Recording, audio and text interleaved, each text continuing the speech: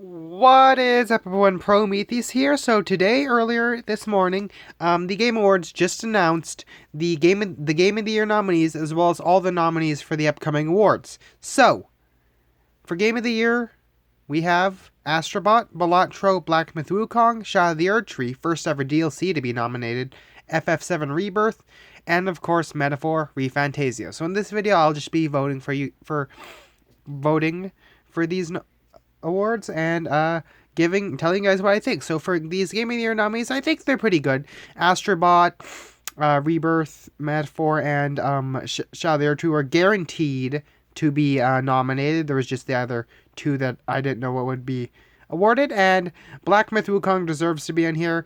I mean, like Helldivers 2, Like a Dragon Infinite Wealth, Echoes of Wisdom, or Silent Hill 2 Remake could have taken Balatro's spot here. It feels kind of out of place for me, but you know what? It was a great game still. Easily the best indie game of the year, so you know what? I won't take this spot away from it. I'm going to say something. I think Shadow of the Erdtree is guaranteed to win this year. It's probably the most likely of these games to win. If it doesn't win, then maybe Rebirth or Metaphor are probably going to win. Or maybe Black Myth Wukong. That has a strong chance as well, since it's the fastest selling game of the year. It has plenty of players that love it, so it could win. But Shadow of the Erdtree is probably the most likely to win.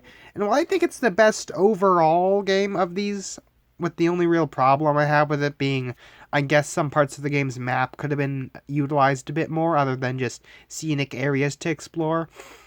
It's still like probably the closest to perfection From Software has ever gotten with a game. If you count it as one of their games, then it's their best game yet.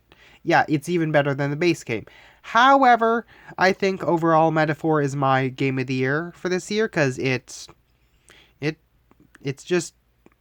Metaphor, it's Atlas, it's Persona, it's fantastic. Now, next, Game Direction has the exact same people, exact same awards. For best game direction, I think the Metaphor has the most creative kind of design. The UI is some of the best I have ever seen in gaming. The art style is colorful, and it doesn't care about having realistic graphics. You know what? Yeah, Metaphor is definitely winning this one for me. Best narrative. So this is a bit of a harder one, because there's been pretty good narratives. I don't know why Hellblade Senua's Saga was nominated for this. It wasn't the best. Like a Dragon Infinite Wealth had more of a goofier narrative, but it was pretty good, but nothing Game of the Year worthy. Rebirth had a really great story, but it got a bit messy near the end with all the alternate timelines. And Silent Hill 2 has one of the best stories ever told in video games, in horror games, but Metaphor's story is so fresh and original, and it blends together fantasy and politics so well, so that one's also choosing. And that's a lot of Metaphor. Anyways, best art direction. Oh, that's Metaphor. It's Metaphor. Best score and music. Okay, so this one's a hard one.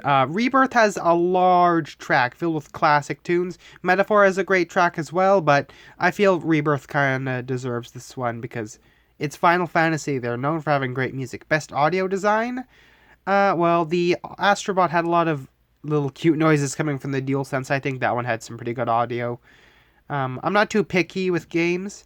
Best performance. Well, I guess Brianna White gave a good performance in Rebirth, Silent Hill 2 as well, but look, as flawed as the game as Senua's Saga 2 was, this isn't about the game, this is more about the performance. I think she gives a pretty good performance with this one. Best innovation and accessibility. I don't really know what that means. Recognizing software, pushing the medium forward by adding features. Technology helps played to a wider audience. Okay, I don't know why Dragon Age The Veilguard was nominated for anything, but Prince of Persia is probably getting this one. Okay, and then games for impact. So thought-provoking, pro-social meaning. Okay, that kind of game. Then, well, I think this one that embraces more African culture was pretty good for doing that, so I'll choose that. Anyways, let's move on. Best ongoing game, Final Fantasy 14. Like Helldivers 2, great, but 14 managed to pick itself up after starting out terribly, and now it's one of the best MMOs on the planet. Best community support, that's Baldur's Gate 3 for sure. Like, yeah, No Man's Sky also was able to pick itself out, but Baldur's Gate 3 is one of the best RPGs ever made. Best indie, best independent. Oh, that's easily Balatro. If there's best indie game, that'll also be... Oh, here we are. Best debut indie game, also Balatro. And then... best mobile game. Okay, that's Balatro, back to back. Best VR. Oh, Asgard's Wrath 2. That was an amazing one. Best action. Okay, here's where it's going to get complicated. Black Myth Wukong is great. All of these are great action games, but Space Marine 2 takes the cake for absurd action. Great game. Best action adventure. I don't know why Metaphor wasn't... Oh, well, I guess that's an RPG. But Echoes of Wisdom is definitely the best one for this list. Best RPG, that's Metaphor. It's Metaphor. Best fighting, Tekken 8. Sparking Zero was good, but Tekken 8 is great. Okay, best family game. Astrobot was a cute little callback to Mario, I guess. Sim strategy. Unicorn Overlord was phenomenal. And let's continue. Best sports. I didn't play anything, but I heard some pretty good stuff from NBA 2K25. I heard some pretty good stuff about that one. Best multiplayer? Okay, well, this is a bit harder. It's Helldivers 2. What do you think? Helldivers 2 was a big surprise. Okay, here it is. This is interesting. These two weren't that good. This was kind of mediocre as well. These two are great. Fallout is one of my favorite TV shows currently. As much as I love Fallout, Arcane is overall the best. They honestly just need to nominate those two. It's gonna win for sure. Most anticipated game, it's GTA 6. GTA 6 is gonna win this for sure, but overall, my most anticipated is Ghost of Yotei, because Ghost of Tsushima is one of my favorite pieces of media ever. Content creator of the... It's Queso. What do you think? Queso is my idol. Queso's the one who inspired me to start this channel with Mayor Dragon. To get together with my best bud to start a channel. Of course he's winning. It's Queso. Who else do you think's gonna beat Queso? He's one of the biggest streamers in the world. And he managed to do that all in just 2 years. He's winning. I can make an entire rant video on why Queso is my favorite person on the internet. Next, best esports. It's League of Legends. It's always been League of Legends. And then best esports athletes. Oh, it's Faker. It's Faker. What else? And then Faker's team. It's Faker. Who else is going to win? And that's all of them.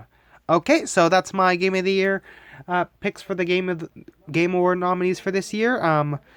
And I'm happy. I'm happy to see that. I'm happy to see that they've nominated some pretty solid picks. Some people are kind of mad about this. I can definitely see why some games didn't get nominated for their desired picks. For example, Stalker 2 wasn't given a chance. It's only coming out in 2 days. You could have just saved this announcement for a few days after, because I hear Stalker 2 is probably going to be great. And if it ends up being great, then it missed out, which sucks. But anyways, yeah, Metaphor is my Game of the Year. Shadow of the Erdtree is probably going to win, but Metaphor is overall, for me, the best of the year. Thank you for watching. That was the Game Awards 2024 nominees and my choices for them. I will provide a video on the ceremony soon. I won't be showing the full ceremony. No, I'll be talking about what I thought about it. I'll be talking about kind of what I thought about Shadow of the Erdtree winning. It's going to win. Shadow of the Erdtree is winning Elden Ring's winning Game of the Year twice, and From Software is going to have 3 Game of the Year awards on them, because they're the GOATs. Miyazaki never misses, and that applies to both Hidetaka Miyazaki and Hayao Miyazaki, because they are some of the best artists in the world. Anyways, thank you for watching. Like and subscribe to the channel, because we're going to be doing some big stuff if we hit like 1,000, 4,000. We got some pretty big milestones. So hit that subscribe button here right now, man. And we'll see you on the next one. Out.